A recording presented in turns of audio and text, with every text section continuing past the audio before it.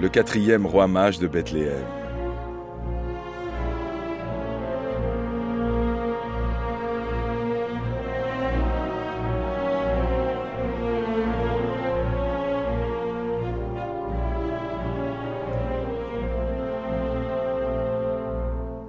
Il était une fois un roi qui ne ressemblait pas à un roi. On aurait dit un marchand de tapis.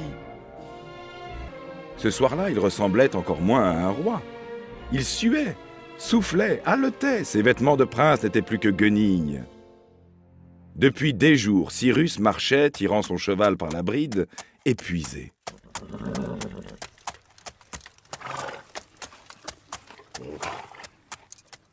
Lorsqu'il parvint au sommet de la colline de Bethléem, il se mit à pleurer. Il avait beau être roi de Perse, il arrivait trop tard.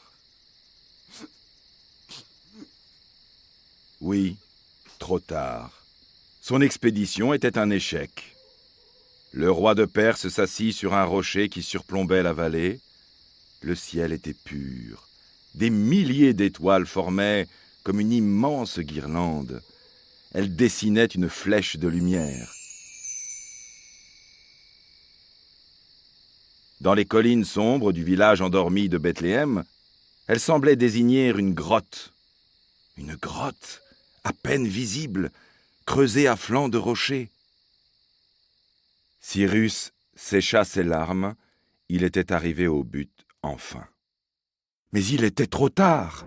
Il arrivait toujours trop tard, depuis qu'il avait succédé à son père, le grand Cyrus. Sa femme, ses enfants, ses ministres, son peuple, tout le monde lui reprochait ses retards à répétition. Mais était-ce sa faute à lui s'il était lent et rêveur? À vrai dire, personne dans son entourage n'avait compris qu'il décide soudain, quelques semaines plus tôt, de rejoindre la caravane de ses cousins d'Orient, les rois mages.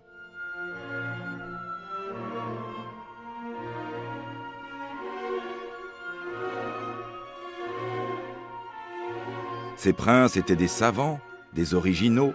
Ils se passionnaient pour l'astronomie et scrutaient le ciel. Or, après des années de travail, ils en étaient arrivés à cette conclusion.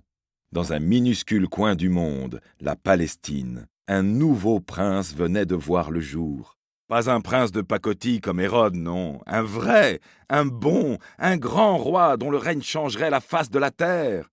Ils avaient vu son étoile se lever. Cela valait bien le coup d'aller voir. L'astre leur montrerait le chemin. Vite, les trois mages avaient monté une expédition vers le pays des Juifs. Ils voulaient trouver ce mystérieux prince, ce roi des rois, pour lui rendre hommage.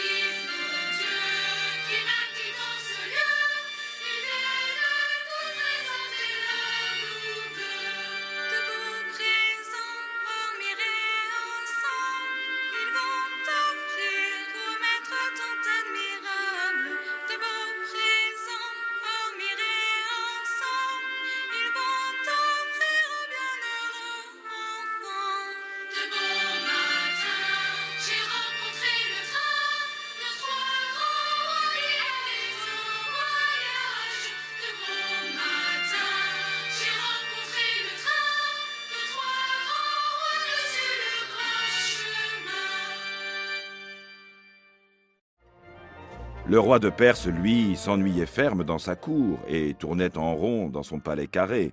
Mais le petit Cyrus était curieux. Il admirait la sagesse de ses cousins et désirait depuis toujours leur ressembler. Avoir appris la naissance d'un nouveau prince dont personne ne savait rien l'intriguait. Il ne voulait pas manquer quelque chose d'important. Avant de sauter sur son cheval, il avait tiré de sa cassette secrète 3 perles fines d'une immense valeur.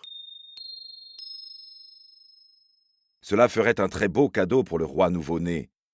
Seulement voilà, le roi de Perse avait raté le rendez-vous avec les 3 mages. Il l'avait attendu pourtant, mais ils étaient finalement partis sans lui.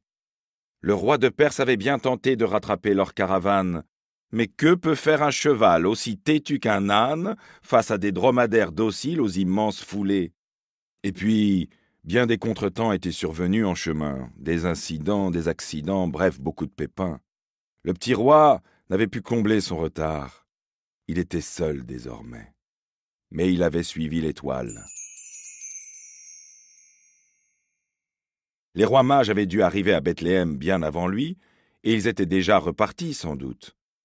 Le roi de Perse eut la tentation de faire demi-tour, puis il se ravisa. Après tant de kilomètres parcourus, tant de peines, n'était-il pas dommage de ne pas aller saluer ce nouveau seigneur, même dans cet état pitoyable? Son cheval s'était écroulé de fatigue, le petit roi décida d'y aller à pied.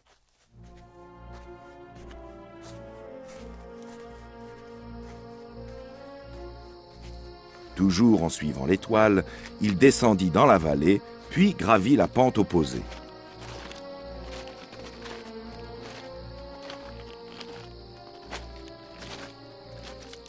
Dans la roche s'ouvrait une grotte. Celle-ci n'était qu'une étable pour les bêtes. Ne s'était-il pas égaré? Était-ce là vraiment une demeure de prince? Une étable au lieu d'un palais? C'était insensé. Cyrus poussa lentement la porte disjointe. Elle grinça. Ce qu'il découvrit le stupéfia. Entourée d'un âne et d'un bœuf, une femme très belle allaitait un nouveau-né enveloppé de langes. Un homme, barbu et costaud, retournait la paille sans les quitter des yeux.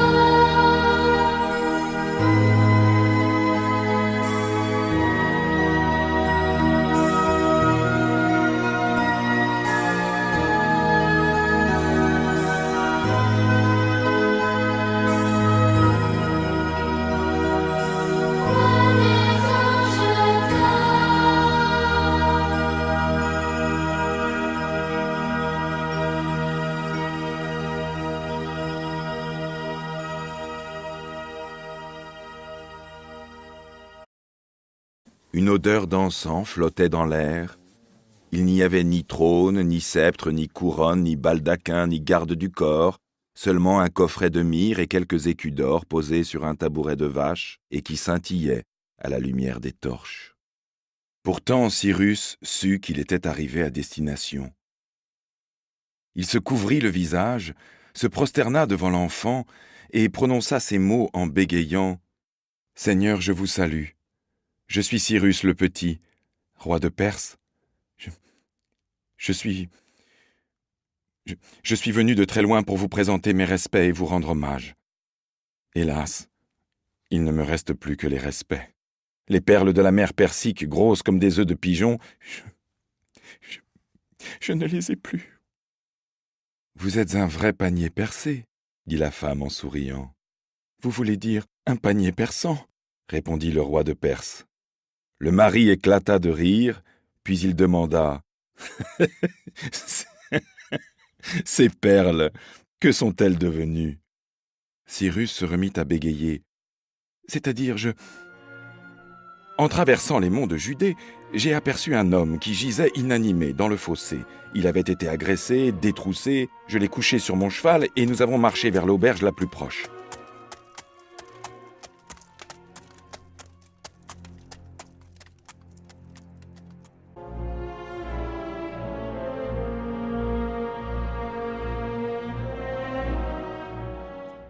N'ayant pas d'autre moyen de payer l'aubergiste, je lui ai donné une des 3 perles pour qu'il le loge et qu'il le fasse soigner jusqu'à ce qu'il soit rétabli. »« Et les 2 autres perles, cher ami ?» questionna l'homme qui s'appelait Joseph. Cyrus sentait bien qu'il posait ces questions par curiosité et non par intérêt. Cet homme ne réclamait rien. Son trésor, il l'avait sous les yeux. Le lendemain, reprit le roi de Perse, je pressais ma monture pour rejoindre la caravane des mages, lorsqu'en sortant d'un village, je découvris une femme, agenouillée dans le sable, très fardée, la robe déchirée. Une quinzaine d'hommes l'entouraient. Ils l'insultaient. « Adultère ! Pécheresse !» Chacun avait en main des cailloux aux arêtes coupantes. Ils allaient la tuer, lui jeter les pierres à la tête. Alors, n'y tenant plus, je lançai la 2e perle aux pieds de l'accusé. « Voici le prix de sa liberté, ô docteur de la loi !» J'aidai la femme à se relever et l'emmenai loin hors du cercle de la haine. « Il te restait donc une perle, » remarqua Joseph d'une voix grave et douce. « L'aurais-tu perdue ?»« Même pas, » répondit Cyrus. « Je l'ai donnée. Comment vous expliquer ? En réalité, j'aurais pu être chez vous hier vers midi. Mais en approchant de Bethléem, je passais par un village. Il était en flammes. Des soldats du roi Hérode terrorisaient les habitants. Les mères hurlaient de douleur, les hommes étaient ligotés, impuissants devant l'horrible massacre, car les soldats passaient tous les petits-enfants au fil de l'épée. J'allais prendre la fuite lorsque j'aperçus près d'une maisonnette embrasée un garde brandissant un bébé par une jambe. Agenouillé à ses pieds, la mère le suppliait « Tue-moi plutôt que mon enfant, pitié pour lui !» Mais l'odieux milicien ricanait. « Alors, monseigneur, me le pardonnerez-vous ? Je n'avais pas d'armes, et la bravoure n'est pas mon fort. Aussi je tirai de ma bourse la dernière perle. Et j'achetai l'enfant au mercenaire pour le rendre à sa mère. Voilà pourquoi je suis ici, en pleine nuit, et les mains vides. La honte m'étouffe. Mais vous paraissez si bon. » Le silence régna dans les tables lorsque Cyrus se tut, même l'âne et le bœuf retenaient leur souffle. Joseph prit la parole. « Petit roi de Perse, tu es pardonné. » Cyrus était quoi ? Il déglutit bruyamment. Joseph lui dit « Moi, je te l'affirme. Il est plus facile à ton cheval de passer par le trou d'une aiguille qu'à un riche d'entrer dans le royaume des cieux. » Puis montrant le bébé, il reprit « Tu arrives pauvre devant le roi des pauvres, avec la seule richesse de ton cœur généreux. Sois béni, va en paix. » Alors Marie murmura « Approche, Cyrus. »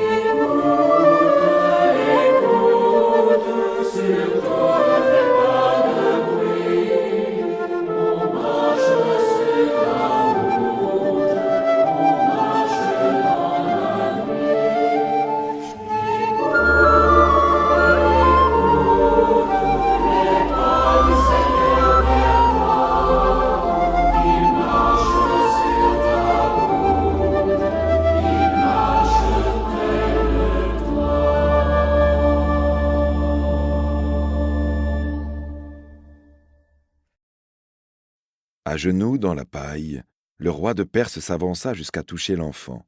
Spontanément, il ouvrit ses mains vides en signe d'offrande et d'impuissance. L'enfant se détacha alors de sa mère et se tourna vers lui, l'étranger. Il avait tout entendu, il avait tout compris. Il glissa ses 2 menottes blanches dans les paumes brunes avec un sourire qui illuminera le monde jusqu'à la fin des temps. Joseph s'essuya les yeux. L'âne caressa l'encolure du bœuf. « C'est son premier sourire, il est pour toi », murmura Marie, tandis que sur ses joues coulaient 3 larmes de joie. Comme elles brillaient, ces larmes. Elles brillaient comme 3 perles précieuses de la mer de Perse.